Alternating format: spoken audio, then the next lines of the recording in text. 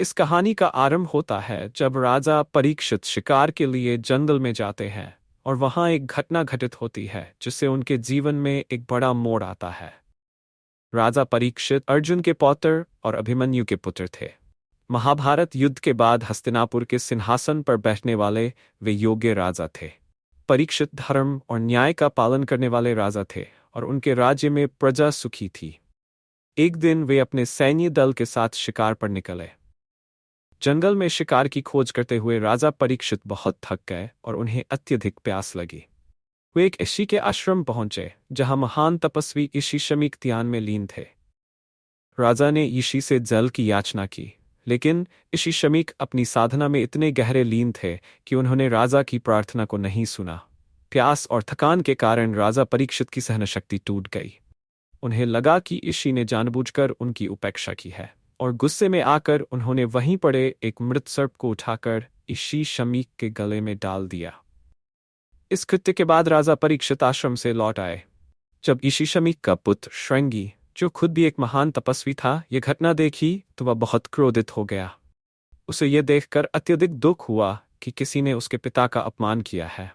अपने तपोबल से श्रृंगी ने राजा परीक्षित को श्राप दे दिया कि जिस सर्प को उन्होंने उसके पिता के गले में डाला था, वही तक्षक नामक सर्प 7वें दिन राजा परीक्षित को डस लेगा, जिससे उनकी मृत्यु हो जाएगी।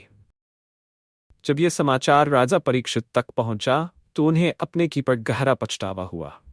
उन्हें अपनी गलती का एहसास हुआ और वे इस बात को समझ गए कि अब इस श्राप से बचना संभव नहीं है। लेकिन राजा परीक्षित ने इस श्राप को स्वीकार कर लिया क्योंकि वे जानते थे कि यह उनकी गलती का प्रतिफल था। राजा ने सोचा कि 7 दिनों के जीवन में उन्हें क्या करना चाहिए। उन्होंने निश्चय किया कि इन 7 दिनों में वे अन्न जल का त्याग करेंगे और केवल भगवान की भक्ति और ध्यान में समय व्यतीत करेंगे। उन्होंने राज्य और परिवार के सभी कार्यभारों को त्याग दिया और नदी किनारे एक कुटिया में चले गए। वहां उन्होंने संतों और ऋषियों के साथ भागवत सुनने का निश्चय किया। उन 7 दिनों में भगवान श्री कृष्ण के परम भक्त और ऋषि शुकदेव जी महाराज राजा परीक्षित के पास आए। राजा ने उनसे विनती की कि वे उन्हें भगवान की कथाएं सुनाएं ताकि वे जीवन के अंतिम दिनों में धर्म और मोक्ष का मार्ग समझ सकें। इस पर शुकदेव जी ने उन्हें श्रीमद् भागवत पुराण की कथा सुनाई। ये कथा भगवान विष्णु के अवतारों और भक्तों की लीला की कहानियों से भरी थी। शुकदेव जी ने राजा परीक्षित को भगवान श्री कृष्ण के जन्म, उनकी बाल लीलाओं, गोपियों के साथ रासलीला, मथुरा में कंसवध, द्वारका के निर्माण और महाभारत युद्ध में उनकी महत्वपूर्ण भूमिका के बारे में बताया। इन कहानियों के माध्यम से राजा परीक्षित ने समझा कि इस नश्वर संसार में सभी चीजें अस्थायी हैं। केवल भगवान की भक्ति और सत्कर्म ही वह मार्ग हैं जो मोक्ष की ओर ले जाते हैं। राजा परीक्षित ने अपने जीवन के आखिरी 7 दिनों में तपस्या और अनशन का व्रत रखा। उन्होंने इस व्रत के तहत कोई भी अन्य याज्ञ ग्रहण नहीं किया और अपने शरीर की आवश्यकताओं से ऊपर उठकर मन को केवल भगवान की आराधना और ध्यान में केंद्रित किया। उन्होंने सांसारिक मोहमाया, राजपाट और अन्य सभी इच्छाओं का त्याग कर दिया और केवल ईश्वर की भक्ति में लीन हो गए। इन 7 दिनों के दौरान राजा ने गहरी भक्ति और ज्ञान की प्राप्ति की। वे ये समझ गए कि जन्म और मृत्यु केवल इस संसार की प्रक्रियाएं हैं और आत्मा अमर है।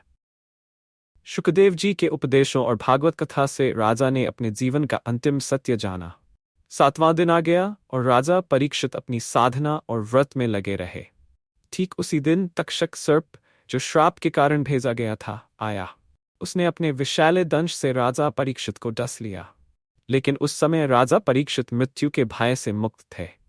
उनकी आत्मा पहले ही ईश्वर की भक्ति में लीन हो चुकी थी। तक्षक के विष का कोई असर उनके मन पर नहीं हुआ क्योंकि वे भौतिक शरीर से परे आत्मज्ञान और मोक्ष की स्थिति को प्राप्त कर चुके थे।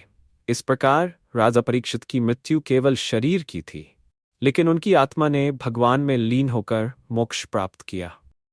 कथा का महत्व। राजा परीक्षित की यह कथा हमें यह सिखाती है कि जीवन की अंतिम यात्रा में भक्ति, धर्म और तपस्या ही मनुष्य को सही मार्ग दिखा सकते हैं।